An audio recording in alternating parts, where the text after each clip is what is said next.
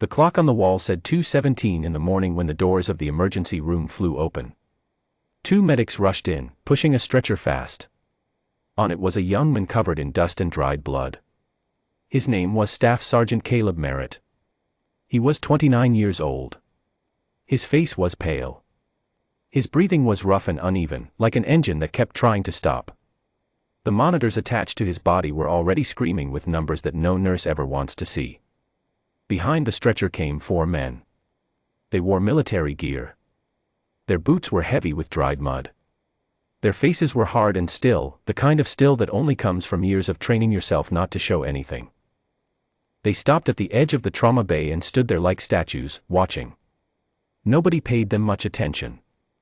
The room was already moving. The nurse in charge that night was Maya Castillo. She was 34 years old, medium height, with dark hair pulled back tightly and quick brown eyes that missed nothing. She did not look up when the stretcher came in. She was already at the patient's side before it stopped rolling.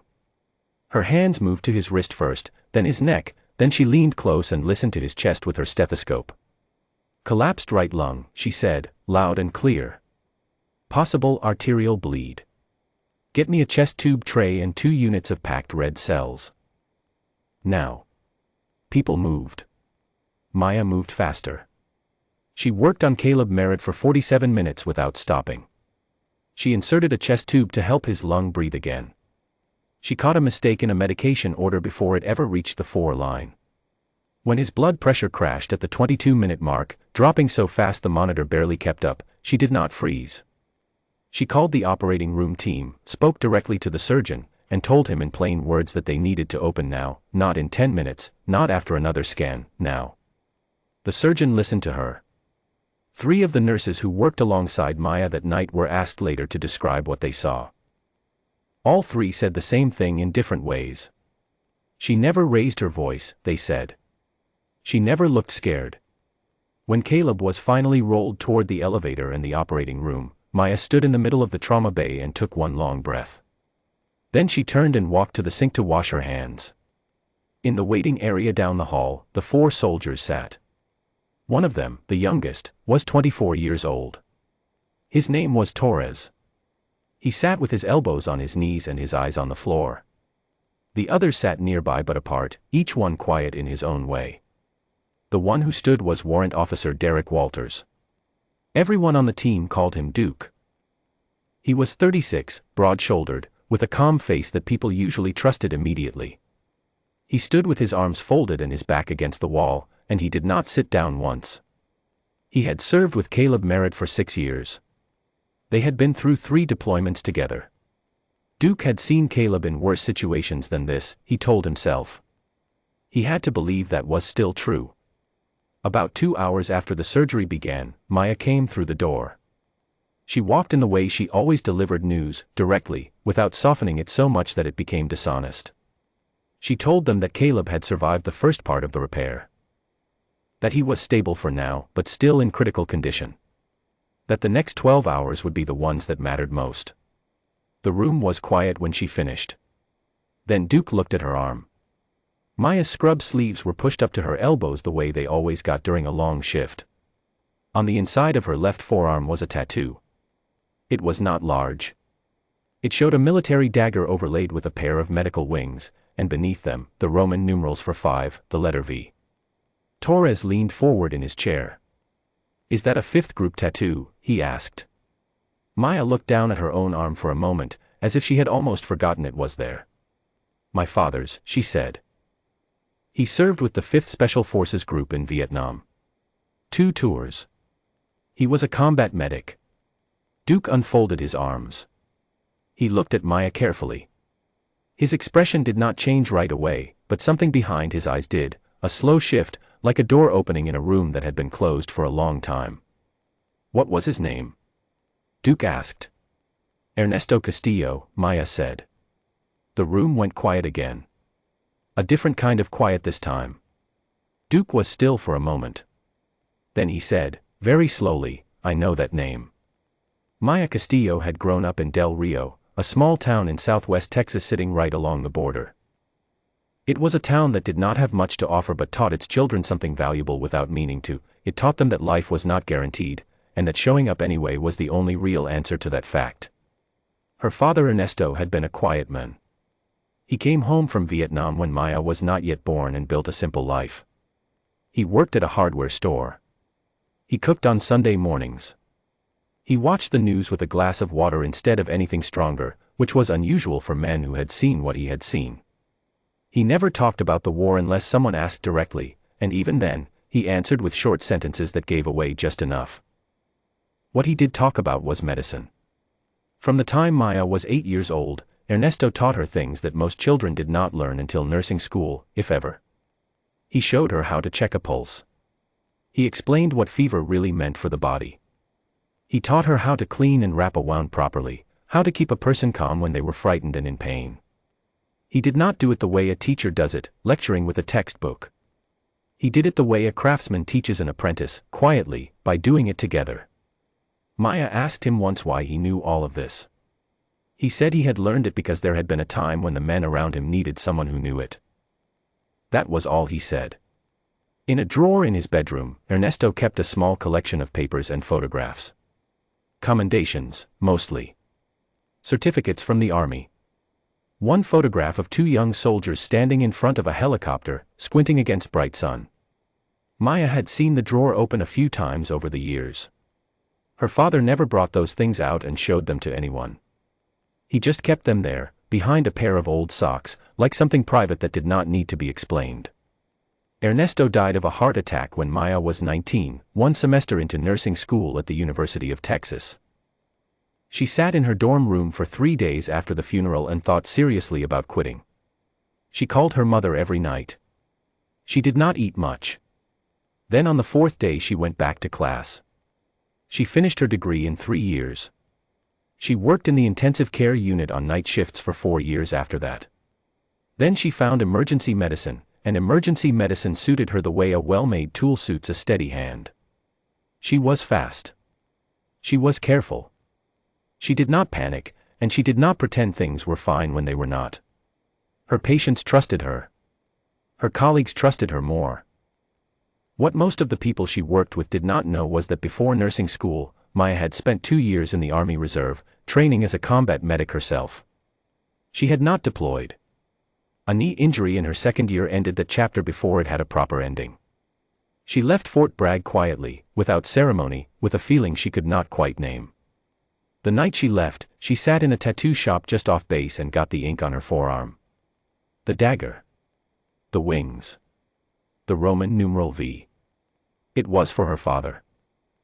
She wore long sleeves for the first few years after that, not because she was ashamed of it, but because she did not want to explain it to people who had not earned the explanation. As time passed, she stopped thinking about it much. It was just part of her.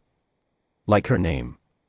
Back in the waiting room at 4 in the morning, Duke Walters sat down for the first time since he had arrived at the hospital. He pulled out his phone and scrolled to a photograph. It was an old image, the kind where the colors had faded slightly even after being digitized, where the faces looked younger than anyone alive really looks anymore. He turned the screen toward Maya. She saw 2 young men in Vietnam-era military clothes. One of them was her father. She was certain of it before she could explain why, the set of the jaw, the way he held his shoulders. She knew that face from 100 ordinary mornings. She pressed her hand over her mouth. Duke told her the rest of it slowly, in the way that men like him tend to tell important things, without decoration, just the facts in order. His father's name was Raymond Walters. He was now 81 years old and living in Fayetteville, North Carolina. Raymond had served with the 5th Special Forces Group in Vietnam at the same time as Ernesto Castillo. They had been in the same unit. They had been close, in the way that soldiers become close when closeness is the only thing that makes sense. Raymond had told Duke more than once about a combat medic named Castillo.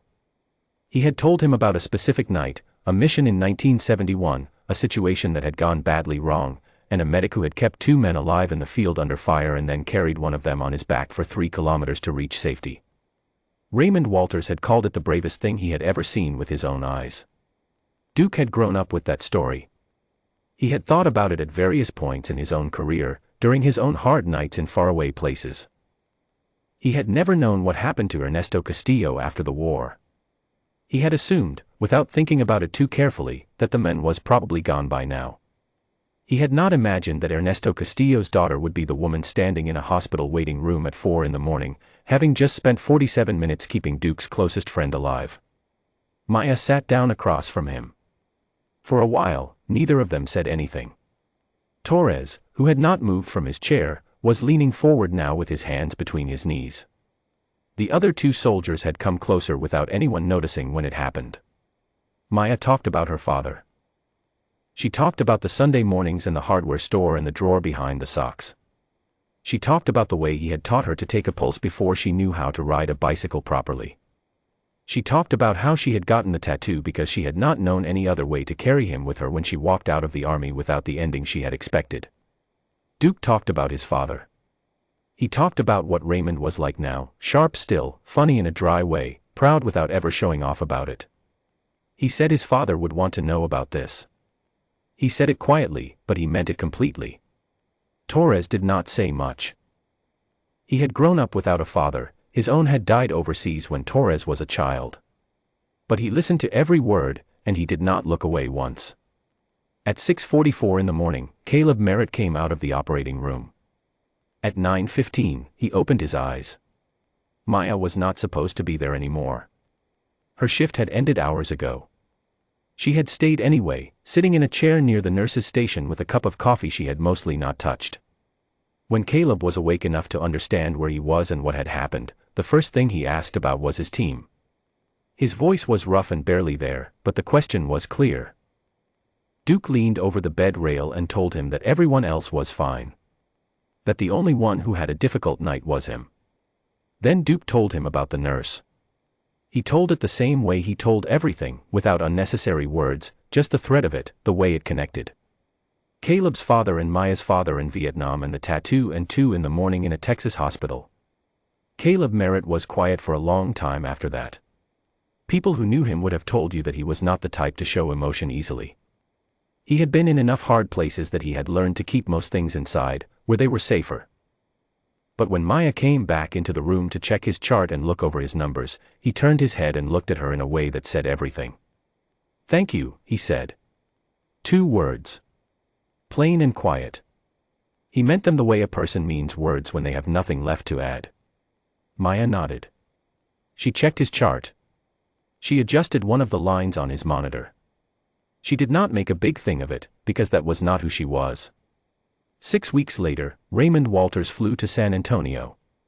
He was 81 years old and moved carefully, the way people do when the body has started reminding them of its limits. But he was alert. His eyes were clear. When he walked into the hospital lobby and saw Maya standing near the entrance on her day off, he stopped. He recognized her father in her face before she introduced herself. He said so, right away, in the plain way of a man who had learned not to waste words on things that did not need them. He took both of her hands in his and held them for a long moment without speaking. Then he began to tell her things about Ernesto Castillo that she had never known. He told her the way Ernesto used to hum quietly while he worked, not a real song, just a soft sound that meant he was focused and steady. He told her about the jokes Ernesto made to cut tension during hard moments, the kind of jokes that are not really funny but somehow work anyway because of when they arrive. He told her about a specific night before a mission when a young soldier in the unit was visibly terrified, barely 20 years old and trying to hide it. Ernesto had gone to sit with him. He had not offered false comfort or told the young man not to be afraid. He had just sat there, calm and present, and talked to him about ordinary things until the fear settled into something manageable. Raymond told her that he had never forgotten that. Maya listened to all of it without interrupting. When Raymond finished, she thanked him. Then she told him about the drawer behind the socks. She told him that she thought her father would have been glad to know that Raymond was still here, still telling that story, still thinking it was worth telling. Raymond smiled at that. It was a small smile, but it was real. Caleb Merritt recovered fully. 8 months after that night in the trauma bay, he returned to his unit. He keeps in touch with Maya in the simple way that people do when a connection is real but not complicated, a short message at the holidays, occasionally a photograph of somewhere he has been. Nothing that requires a long explanation. Just enough to say, quietly and across the distance, I remember. I have not forgotten what you did. Duke calls his father more regularly now than he used to. Sometimes he has something specific to say. Sometimes he just calls to hear Raymond's voice and know that he is still there. He has started to understand that the call itself is the point, not the content of it. Maya Castillo still works the night shift in the emergency room. She still moves the same way she has always moved, fast and careful, without noise, without any need for anyone to notice her doing it. She still pushes up her sleeves when a long shift is underway and her hands need to be completely free. The tattoo is still there. She does not think about it every day anymore. But on certain nights, when the doors burst open and the stretcher comes in fast and the room begins to move, she catches a glimpse of it at the edge of her vision. The dagger. The wings. The Roman numeral 5. And she thinks of her father for exactly 1 second, the way he stood in the kitchen on Sunday mornings, the way he said her name, the way his hands were always steady. Then she gets to work. Some things in this world break apart with time. Relationships fade. Memories blur. People grow old and go quiet and disappear, and the things they carried disappear with them. But some things hold. They pass from one set of hands to the next without anyone planning it.